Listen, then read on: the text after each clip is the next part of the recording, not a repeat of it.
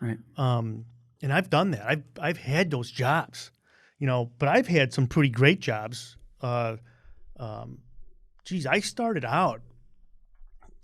My first job was at Dominic's.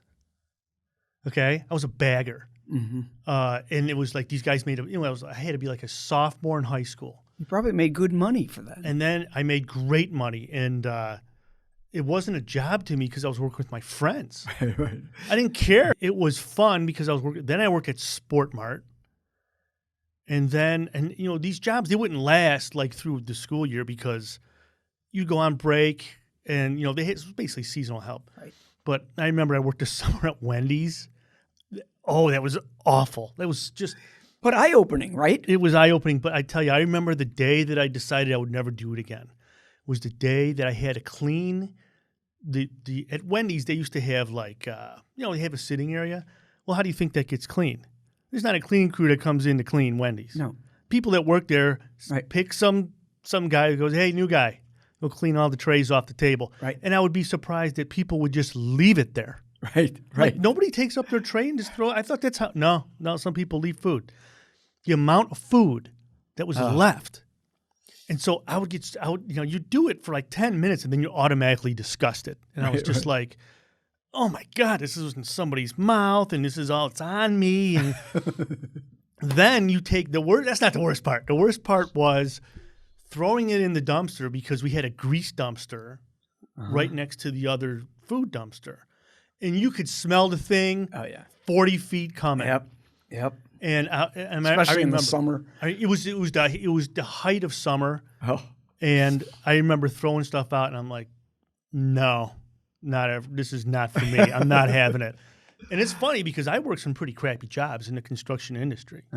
But that one to this day, I used to be a concrete cutter, and that's how I paid my way through college. I was working for this company called Gem, and the guy's name was Jimmy Russo. He was a great guy.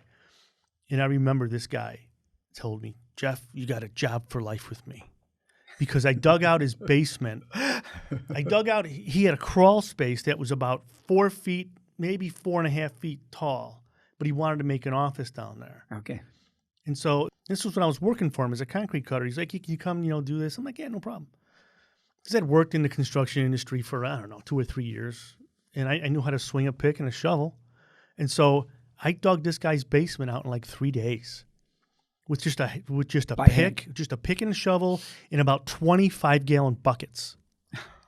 And I got into a rhythm, and I was just like, I would chop up so many feet, and then I got to be where I could stand up in there, and I was like, I could take a full swing. Right.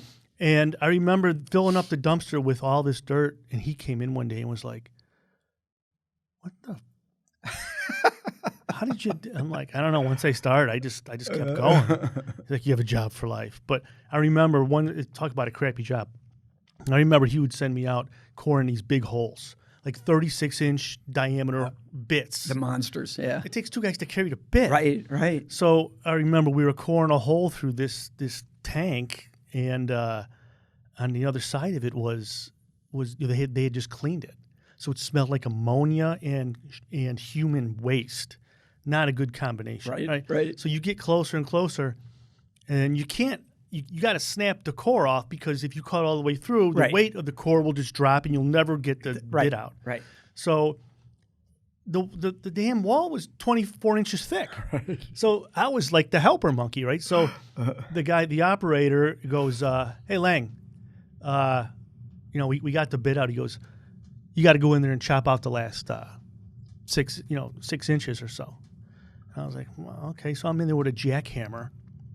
There's nothing louder. And they didn't cut it. They can't. We cored it and we snapped it. Yeah. So you had like maybe 4 inches left of concrete. So I'm in this hole, 36 inches by 2 feet deep. I'm about 18 inches into it with a jackhammer. You're on the core side. Yeah. Okay. I thought you were in the tank. No, okay. I'm going. We want to get into the tank. Okay. So I remember, man, it really smells, and there's nothing louder. Oh God! Ever. I mean, that I had I must have hearing loss because of that job. But I remember cracking the last pieces out, and then all this air just hit me, and I was like, "Whoa!" He's laughing. Knew exactly what was going to happen, but I mean, that's how I grew up. And when I think about, I didn't grow up that way. That's how I grew up in the working world. Yeah. And I was just always a dirty guy. I mean, I was always just working construction jobs. I remember some guy telling me that we were reading the prints. When I was on a foundations crew doing concrete, and we were reading the prints, and I was like, "Yeah, this goes here." He's like, "How do you know how to read that?" I'm like, "Because it's right there. You know how to read a set of prints." And he's like, "You should be an architect." And I was like, "What's that?" And so I started taking classes to be an architect, and then before you know it, I was working my way through school. These jobs paid good money. Right. Not only that, but there was something about the job in the construction industry. It's like nothing other. Right. It really is. Agreed. I mean, there's camaraderie. There's actually love. There's actually, it's a lot of struggle, but there's friendships that you develop through sloshing around and shit, right? Part of being a team. And I don't know if you get that with sitting in a cube, worried about what the spreadsheet looks like, or worried about why you didn't get that raise and how to be politically correct, and you didn't. It's just so far away from that. I mean, the guys that I came up with, they had to use the bathroom. Chances are it was about 2 feet away from you. Yeah. Because we're working outside, and and they were joking about it. And, Right. And this is why I was really looking forward to talking to you, because plumbers are the funniest guys in the trade.